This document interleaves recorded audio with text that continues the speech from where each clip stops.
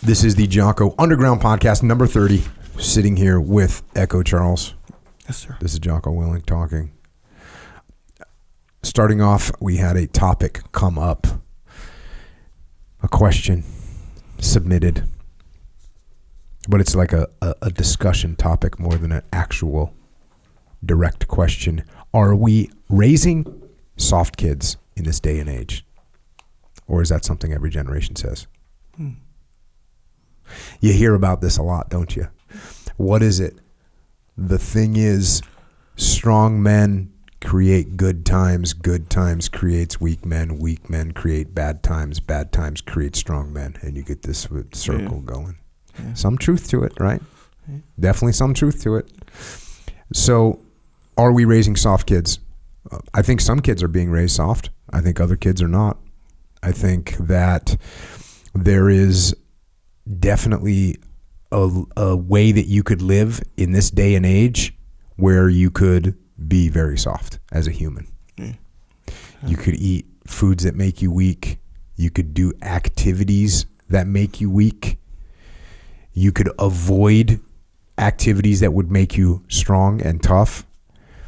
You could avoid mental stressors that make you mentally tough.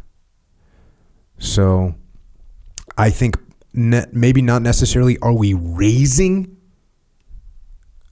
purposely, but I think the environment will have a larger tendency right now to make kids a little bit softer. So it's something we need to watch out for. That being said, you can never take away the fact that there's some freaking unbelievably tough kids. I'll tell you what, when I go down to the Dames right now, to the Dames, I'll meet young frogmen. Mm-hmm. They're freaking totally legit. 100% legit as any frogman I've ever met in my life. Young. Oh, what do you do? I'm a machine gunner. Like, straight up, they're ready to rock and roll. Mm-hmm. So to sit here and throw, this is why we can't just throw the universal statement out right now. Oh, we're raising weaker kids. No. Go meet I meet young team guys. They're freaking legit. Yeah. And go meet a young Marine. Legit. Go meet a young soldier. Legit. So to have this idea that we're just universally producing weak humans right now, I think it's not true. But you can take a path at this juncture in life where you may end up soft if you're not careful. And you may raise soft kids if you're not careful. Yeah. So that's what I think it is. Environmentally, the opportunity is there to raise weak kids. Yeah. But it is not necessarily going to happen. And some kids today also, they're smarter. I can tell you, like, going through SEAL training, the kids that go through SEAL training right now are in better shape than the kids that I went through SEAL training with. Yeah. Because we didn't have any program. We didn't have any supplementation. we didn't know about recovery. We didn't know about working out. We didn't know anything. Yeah. We were just knuckle draggers. Yeah. And these kids now, they're working. They understand. They study. So from that perspective, the kids are better. Yeah. Yeah. Good. And then you might ask, well, what about the attrition rate?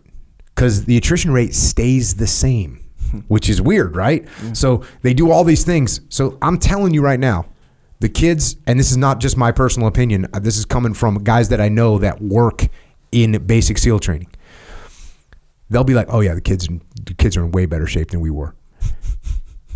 So that's the fact. But still, the attrition rate, still 80%.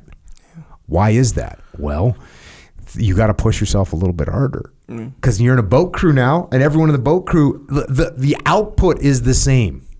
You see what I'm saying? Yeah. So if you took a car, if you and I raced, and you and I both had cars that had whatever 200 horsepower engines, and we rolled them as hard as we could, that engine would be tired, right? It would be maxed out.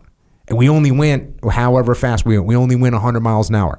If we both had 700 horsepower engines, we would both go use every bit of it. We might go faster, but we still make it just as tired. Yeah. So they're pushing themselves harder. And when you get to that push point, doesn't matter how many horsepower you have. When you go, a car can only hold that whatever, 90% of max capacity for how long? And this is the thing. A guy going through SEAL training can only hold that max capacity for so long, and then they quit. Yeah. So maybe it was 80. Maybe you can hold 90% for a certain amount of time. Well, the person that makes it can hold 91. The person that can hold 89 quits. Yeah. Doesn't matter how many horsepower the engine is.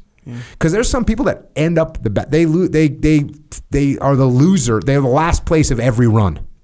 The last place of every run. They're sometimes putting out even harder than the first place person. Yeah. But they're coming in last place. Sometimes the first place person's putting out the same amount as the last place person. They're both putting out 91%. Just over threshold.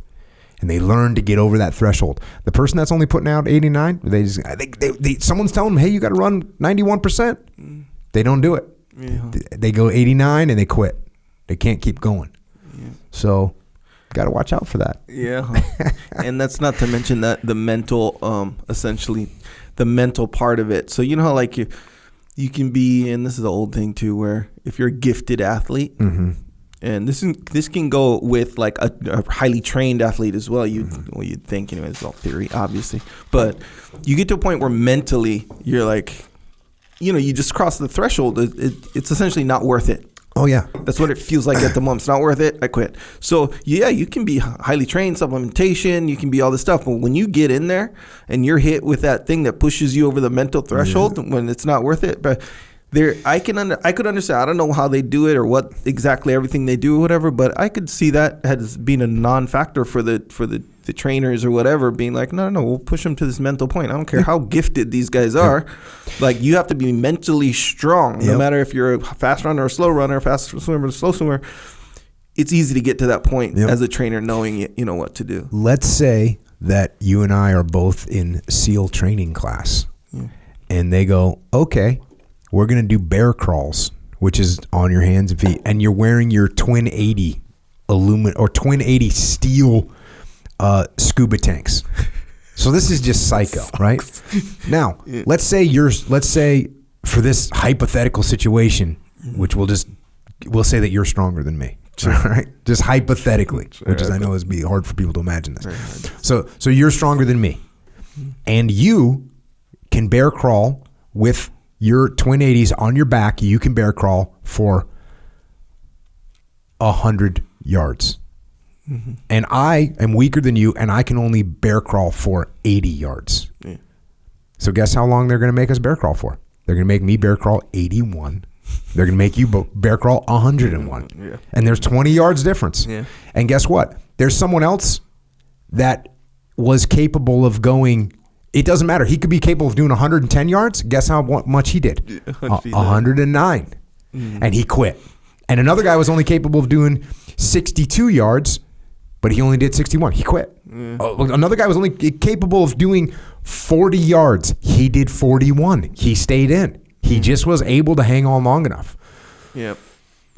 That can you just suck it up and just do a little bit more? Well, the mental part is like, if you don't have a mental approach, and this is again back to my little theory, and you mention little stuff every once in a while where you'll say, oh yeah, they'll do this thing. Well, they'll be like, hey, we push you guys a little bit too hard, so we're gonna allow you guys to rest. Like, this is a unique situation. And then it's a big lie. So get 2 hours of sleep or whatever, and then right when you like fall asleep after 5 minutes, they wake you up and do all this stuff like that. Those mental things with all the physical stuff. Like, some people are not ready for that. Like your brain is like. It's weird like that. And you don't know. There's people that are incredible athletes that ring out all day long. All day long. That one that you say, you or JP, I think both of you guys say this, where they do a good job in making you feel like it'll just go on forever. Oh, yeah. Like, they don't say, hey, one more evolution, or one more rep, one more whatever. They're just like, nope, again. Like, and it feels, bro, with that feeling, that's like almost like a claustrophobic feeling. You know what you have to do? You have to accept death. Yeah. Like, you have to accept that, we're going to be doing this log PT for actually forever. It's never going to stop. That's got to be your mentality going into it. If you have the mentality like, I can just make it a little bit longer. This is going to end soon. No, you see me like it's never going to end, because they're looking at you. They're looking at you like, oh, Willing's looking tired. Looking like he might be at his breaking point. Do it again. Do it again. They would look at me. I'd just be like, what? Do it again? Oh, cool. Watch this. Doing it again. doing it again. Never show that little bit of weakness. So that makes sense. Yeah, man. Yeah. So I think, are we raising soft kids? I think this environment, you got to be careful. Otherwise, the kids have a tendency to be soft. Let's face it. If you're looking at your social media as a 14-year-old, or you're playing a video game as a 14-year-old, whereas what you would have been doing 30 years ago would be hucking rocks at each other and sprinting around and hunting and just getting crazy, like that kid is going to be have a little bit more than someone that's playing a video game or looking at social media. Yeah, that makes sense. I mean, the whole every generation says that. I think a big part of that is true. That is true. Yeah. And of course that makes sense, because as the generations move on, the environmental problems, for lack of a better way of putting it, become more and more solved. So with the old school, you look at old school stuff, you're like, bro, we have machines for that. We have apps for that. We have little gadgets to solve all those problems. Bruh, never mind any of this. You press a button on this computer that you got in your pocket, and food's showing up to your door in 30 minutes. Exactly right. Man, remember, there was And what else do you need? Water. What do you need? Anything you need is showing up your door in an hour. Right. So yeah, that solves a lot of problems. A lot of them. You're not out with a bow and arrow trying to shoot a deer. Nope. No. You get the deer. You can even get grass-fed beef for sure. Versus you can be like, no, I want the all-natural one. Yeah. You can be like, no, I want I want this cow to have been eating just grass, and I want him to be less.